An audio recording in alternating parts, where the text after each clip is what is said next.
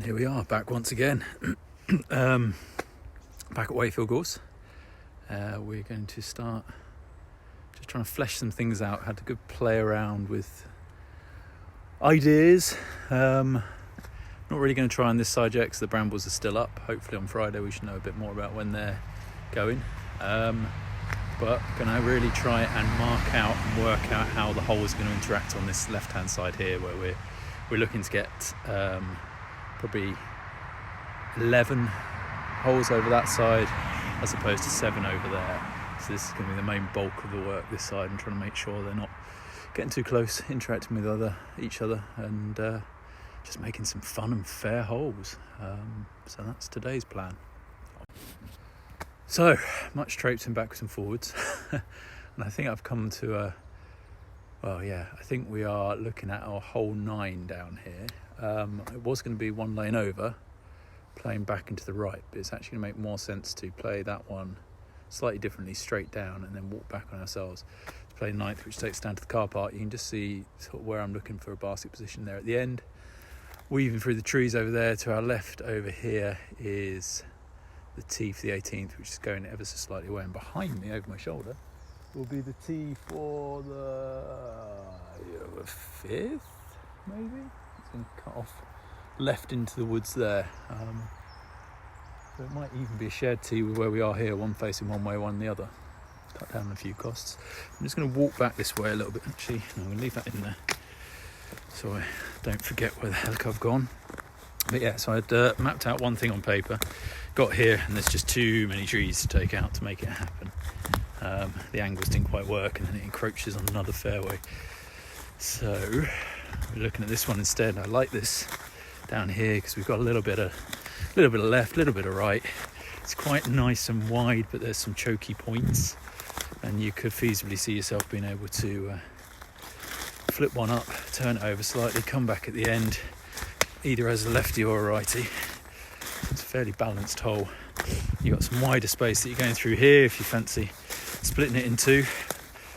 Putter here off the tee. The far end of this little glade would be about 60 metres, and then you're looking probably a 50 metre upshot. I've just got to be careful with my foot in here because there's so many wet branches down. It's been pouring, and they are so slippery. So yeah, I was looking, you can probably see another one through trees there. I was looking at trying to do a sort of weird splitting hole. I thought it was there when I walked through the other day, but when you try and line it up a little bit further, it just takes you into another hole, unfortunately. The beauty of these slalom poles, you stick them in there and you suddenly find what looked miles away is actually on the doorstep. Sorry, I'm just walking round the brambles, just try and not go straight through the middle of them because you can't see under your feet down here. So yeah, this would be about 60 metres off the tee back there, maybe 50, 55, depends where we sit the tee, there's space. So about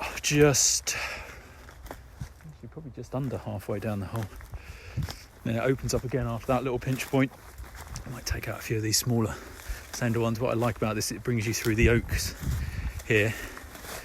So there's few and far between the oaks in the woods, but it's nice to see a few big ones.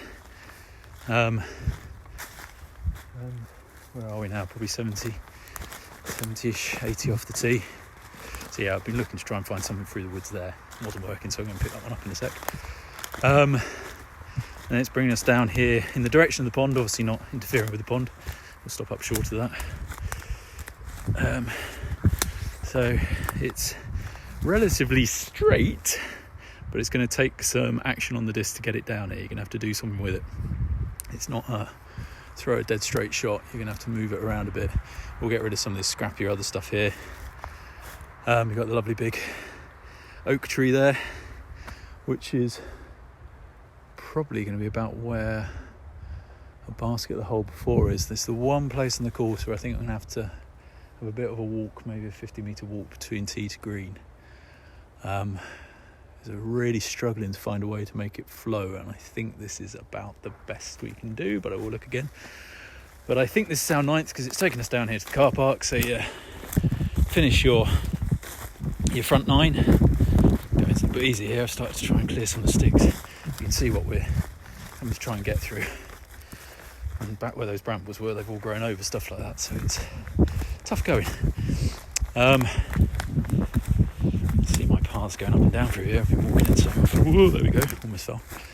And that's the pond further on, straight in front of us there on the right. So we're going to avoid that. We're going to avoid the marshy grass areas here. So somewhere around here we'll have a basket playing from back up that fairway there. And that would be our 9th hole. Because the other idea I had in mind was just going to take too much cutting through the pines to make it really worth it. I don't think it was good enough to justify the cuts. And then you would walk back that way. You wouldn't actually be able to cross there because the 18th comes down there. So we're going to find another way around the edge here to take you back to the car park. But yeah, so that's my head the 9th hole. So this is what we're looking at for the 8th now. Weirdly, that's going to be the tee of the 9th. So basically we're playing all the way down and then it's going to be walking back up because this is going to be a par 4 and the 9th is probably going to be a par 3. So that doesn't sound particularly sensible, but bear with me. This is going to be the one par 4 on the course that isn't really it's 2 placement shots effectively. It's not going to be a blast. I can't really see any way you'll get there in one. It's going to be playing down to where that pole is and you want something that's breaking right at the end there, finishing over to the right hand side. That is about 65-70 metres off the tee, something like that. You're going to want to finish to the right, and then the next shot's another 65-70 metres finishing to the left into a grove of oak trees. It's really pretty green. Then you'll walk back up, and so that is the one place on the course where it's going to be a unintuitive walk from green to tee, but I just cannot find another way of doing this section up because I can't really go any further backwards because this is the glade behind us here that's going to be home to, there's 3 holes are going to get involved in certain ways there. One coming up in front of us here and finishing up behind, another one coming up the top there over the top of it, and another one coming to the far end of it here. So it's going to be quite congested up there, so we can't really go any further forward. We might even have to go slightly that way once things are laid in. But where the other par 4s are going to be the ones where you can really unleash the big boys and get their arms out, this is going to be more of a placement. Get in the right spot, make your upshot. There will be roots through the trees, but you really want to be in that prime position off the tee. So it's not a full-blooded drive, it's still it's not a dink, it's a decent throw. And I think there's a couple of routes we might be able to open on the right hand side there from the looks of things as well, so it might have a little bit more to it.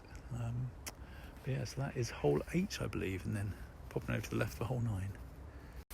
So this is the glade I was just talking about. Now tee of 8, it's just going to be through the trees there. I actually feel quite nicely protected. We might even be able to bring it back up here a little bit further because our 7th is going to be playing into the glade at this end. You can see we've got less tree cover here, and it sort of goes around in a big kidney bean shape kind of thing. So 7 is going to be coming up here. It's going to be breaking to the right at the end. Maybe we'll open up some straighter routes as well over time. And it's coming from that. You can't really see it from here. But it would need a sort of S-curvy forehand to come and attack. It's a par 4 coming up, so your landing zone is going to be 70 or so metres down the track that way, and then it's a bit of a touchy, flexy kind of thing to get up here. Either quite easy to land in front of us here and have yourself the 10 metre putt, or trying to get in a little bit closer is when you're going to really get into your touch shots. We're going to open up these little ash ones that have been gnawed by the deer anyway. They're basically dead. We'll take out all those little ones, open up a bit more space. But yeah, so that's going to be it. 7's going to be a long one coming all the way up here, probably 150, 160 metre par 4. So it's fairly straight track up to the kink you can see there, and then it sort of comes around. So we'll find a good landing zone there that will then allow a touchy upshot to bring us in. And hole... No, hang on a second. Is that 7? Might have lost my numbers.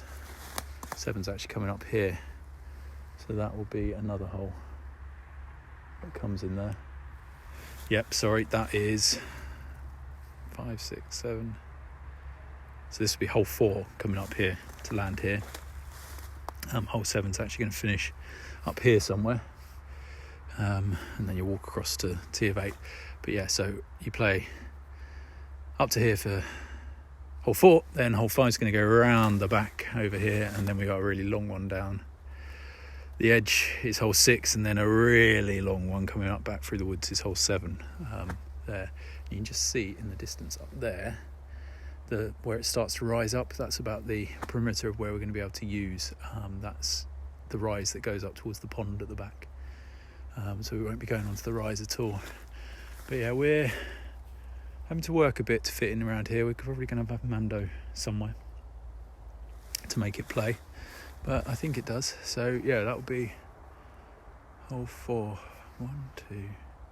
So there's another one going back in the woods that way. Okay, yeah, I've got to go and find that. Be back in a sec. So this is the landing zone of hole 4. It's quite a wide space. They're going from the... Is that an oak? I think that's an oak. We've got quite a narrow entranceway here, and then we're going to take out some of these smaller birches and what have you. And this whole area will be cleared, so there's a couple of big trees in the way of it. But you've got a space that's about 10 metres wide, by a lot longer than that, maybe 15 long. And at the moment, it looks incredibly congested. You're just going to have to trust me on this one. When we take out the smaller stuff, you've got the roots up there, breaking to the right, or right through the middle of this. It looks just like a jungle on camera right now, but there's room there with the big trees. There are no big trees in the way. There's quite a big route there for a backdoor route to take you through. We might have to take out one pine, possibly, but once the little stuff's taken out, it's actually going to clear up a lot more than it currently looks, and we can always take another 1 or 2 at a later stage anyway. Yeah, quite happy with that. So you're firing up from here. So from here, from the landing zone, you're looking 60-ish upwards to get to the basket up there. And you're getting there with a 80-90 metre shot straight up here, where again you got that oak tree in the middle. It's going to take a bit of shape on the shot to get it up here. You want something that's landing fairly straight to get here, or we won't mind if it goes over to the left, to the right hand side. So a very straight shot, you might be able to pitch right up the gap there a bit. Being the right hand side won't be too bad. Being to the left on this one is, yeah, I wouldn't recommend it. There's not going to be many ways out there. It's going to be pitching out if you're getting into this side of this big oak here. So that's the marker we'll be looking out off the tee. It's get to that oak and land straight of it or right of it.